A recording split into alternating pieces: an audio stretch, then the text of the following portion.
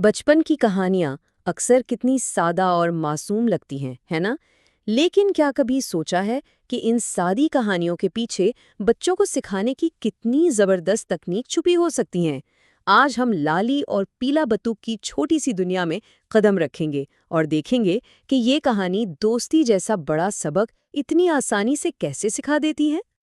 तो असल सवाल यही है, आखिर चंद जुमलों पर मुश्तमिल एक बज़ाहिर बचकाना कहानी दोस्ती जैसे गहरे मौजू को इतनी खूबी से कैसे समझा सकती है? चलिए इसकी सादगी के पीछे छुपी जहानत को मिलकर तलाश करते हैं। तो कहानी का आगाज होता है एक बहुत ही सादा सी मुलाकात से। ये कहानी की दुनिया में हमारा पहला कदम है, जहां हमारे दो किरदार पहली बार एक दूसरे से मिलते हैं। कहानी एक बहुत ही जाने पहचाने मंजर से शुरू होती है। लाली, जो हमारा मरकजी किरदार है, एक छोटे से तालाब के पास खेल रही है। ये माहौल फौरन एक पुरसुकून और अपनायत का एहसास दिलाता है, एक ऐसी दुनिया जिसे कोई भी बच्चा फौरन पहचान सकता है। और फिर इस पर सुकून माहौल में एक आवाज आती है, पुर्रब पुर्रब। ये सिर्फ एक आवाज नहीं है, ये तजस्सुस की पहली चिंगारी है।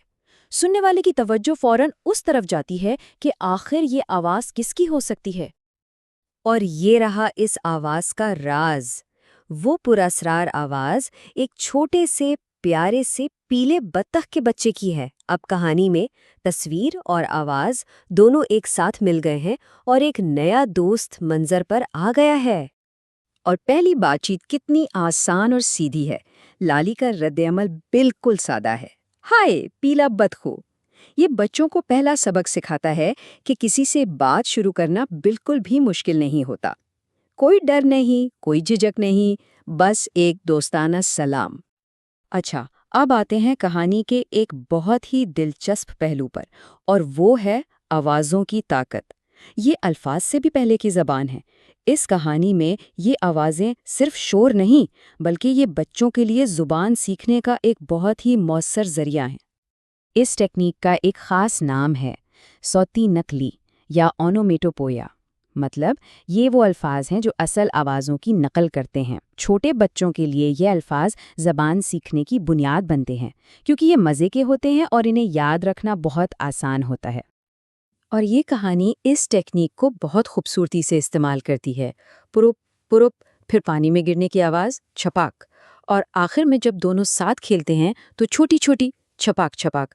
ये आवाज़ें ना सिर्फ कहानी में जान डाल देती हैं, बल्कि बच्चों के लिए नए अल्फाज सीखने को एक खेल बना देती हैं। लेकिन दोस्ती सिर्फ आवाज़ों और बातों से तो नहीं बनती, है ना? यहाँ कहानी का अगला सबक आता है, दोस्ती का पहला कदम यानी अमल के ज़रिए सिखाना। क्योंकि कभी-कभी हमारे काम अल्फाजों से ज़्यादा बोलते हैं।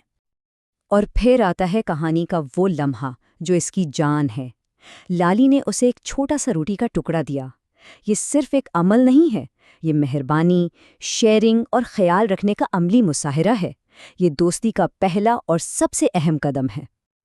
देखें, ये अमल हमें दोस्ती का पूरा फॉर्मूला सिखाता है। पहला कदम दोस्ती की पेशकश, जब लाली पूछती है दोस्त बनोगे। दूसरा कदम मेहरबानी का अमल, यानी रोटी का टुकड़ा देना। और तीसरा कदम मुस्बत जवाब, जब बत्तख खुशी से उसे खा लेता है। ये एक मुकम्मल समाजी सबक है। पूछो, शेयर करो और दोस्ती पाओ। तो ये सादा अल्फाज, ये दिलचस्प आवाज़ें और ये साफ साफ आमाल, ये सब मिलकर हमें कहानी के बुनियादी सबक की तरफ ले जाते हैं।